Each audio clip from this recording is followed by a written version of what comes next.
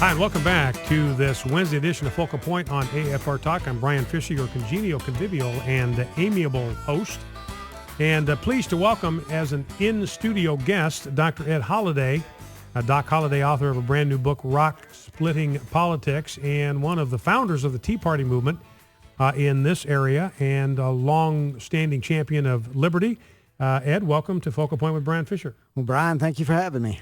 Good to have you on. Well, let's start, first of all, by talking about your book, Rock Splitting Politics. It's available at Amazon.com, Rock Splitting Politics, and also at your website. Before we get any further, tell us about your website where people can get more information. Well, you can just, it's easy to remember. Go to getobamaoutnow.com, and you can find out more information about my internet radio show and about the book, and got some poems to save America. I got a little bit of everything. So you can go right there, and I also got I know radio listeners can't see this, but internet, I got Rob, see if you can get a close-up on that little poster. Got a poster. It says, it's wake up. It's time for a change. And it has instead of the numbers around an alarm clock, it got 12 failures of the Obama administration. So if you want a copy of that, you can go to my website, and you can go to getobamaoutnow.com, and you can download your own copy. Only 12, huh, Ed?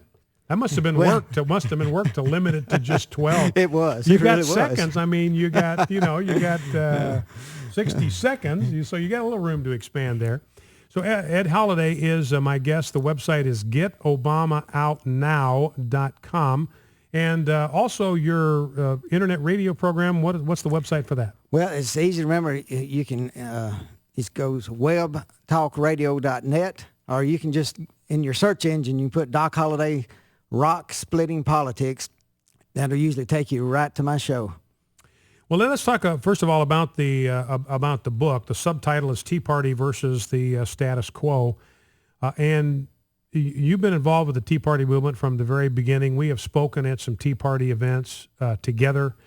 A lot of people wanting to say the Tea Party's dead, it's finished, write the obit for the Tea Party. What's your response to that? Well, that's what the media and especially the liberal, the far left, they like to say, well, you don't hear anything out of the Tea Party. But it's helped people network, and it's a network that's going on in different local places. We don't see the rallies like we used to because people are networking. And I can tell you, the Tea Party people are out all over the country now.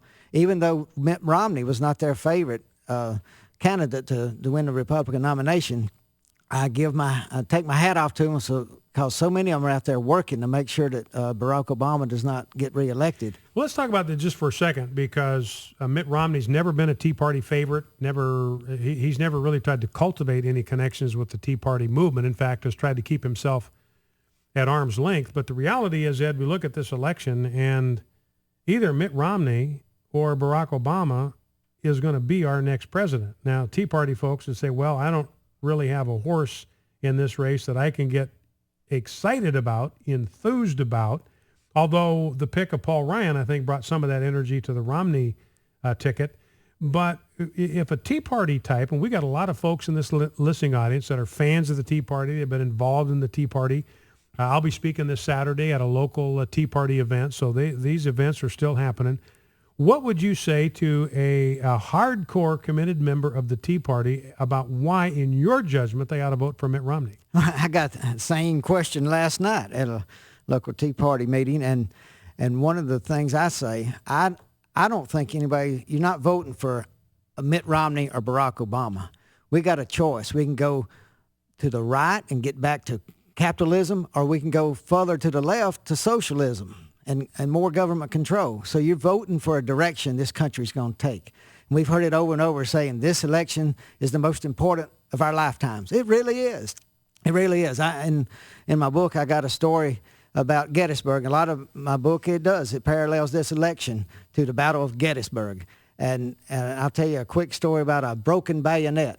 There's a Confederate soldier that was way off kin to me, but anyway, he was in Pickett's charge where they got devastated, and the Yankees stood up, and that was the end of the Battle of Gettysburg, Pickett's charge. But this long lost soldier got out there, and in Pickett's charge, he got shot through the neck from any ball. Luckily, somehow it missed all the major arteries.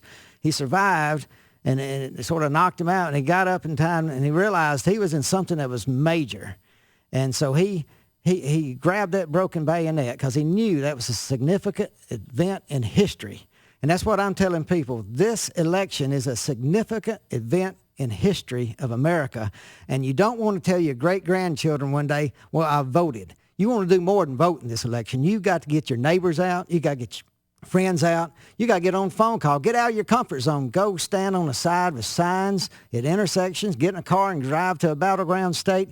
You got to do something in this election to make it rememberable to you. It's because either way we go, you're going to be able to tell your grandchildren, great-grandchildren, I did everything I could to keep this country from going to socialism. Or you're going to say, I was part of the movement that turned this country around. So that's what this election's about, Brian.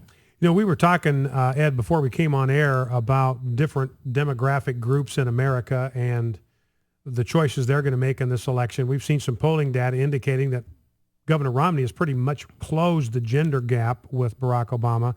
And part of the Democratic strategy has been to create this impression that Republicans are waging this war on women.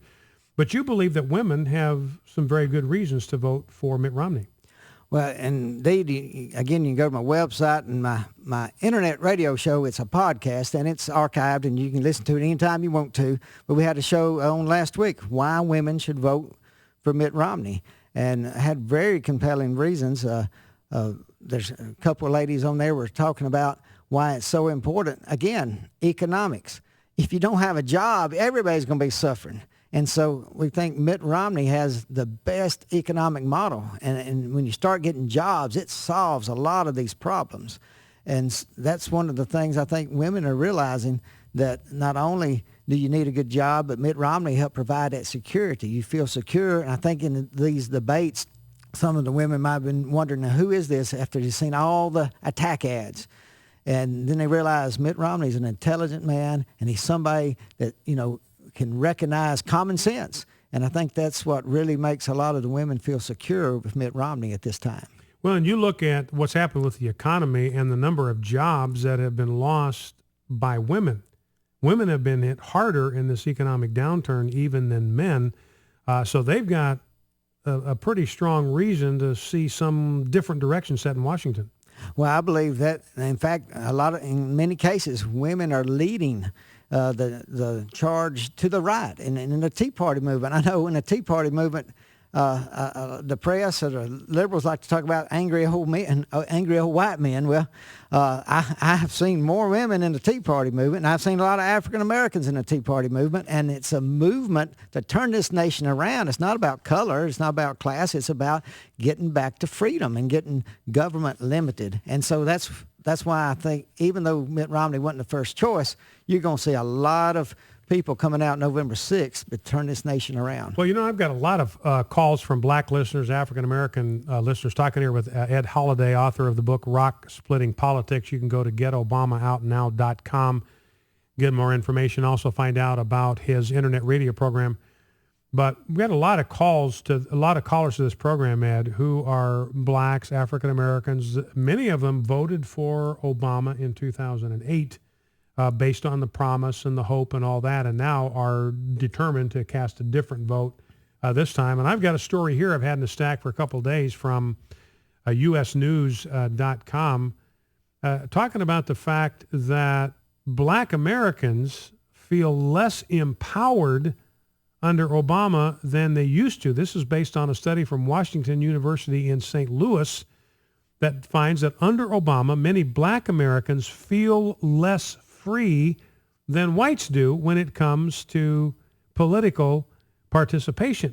So blacks are feeling more disenfranchised and disengaged from the political process under Obama than they did before he took office.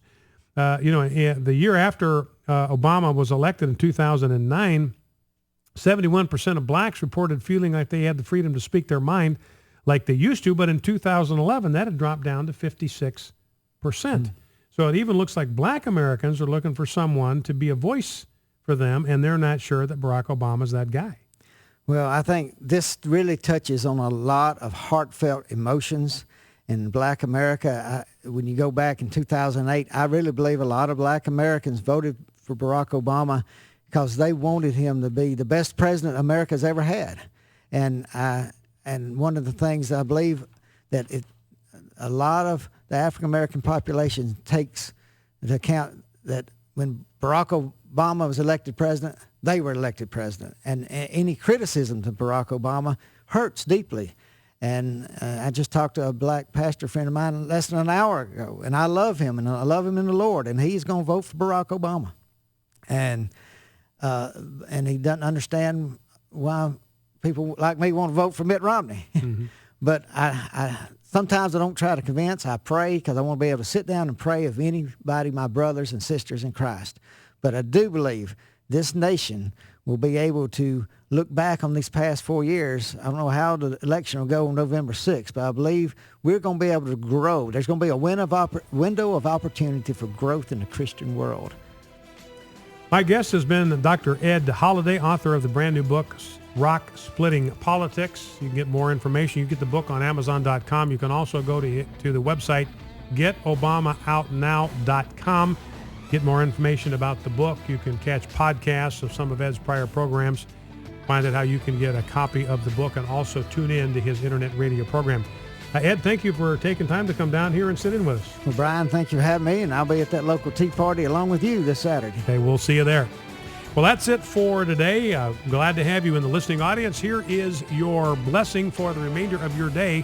Now may the Lord of peace himself give you peace at all times in every way. The Lord be with you all. Never forget, as we illustrated at the beginning of the program, we are fighting a winnable war. See you back here tomorrow.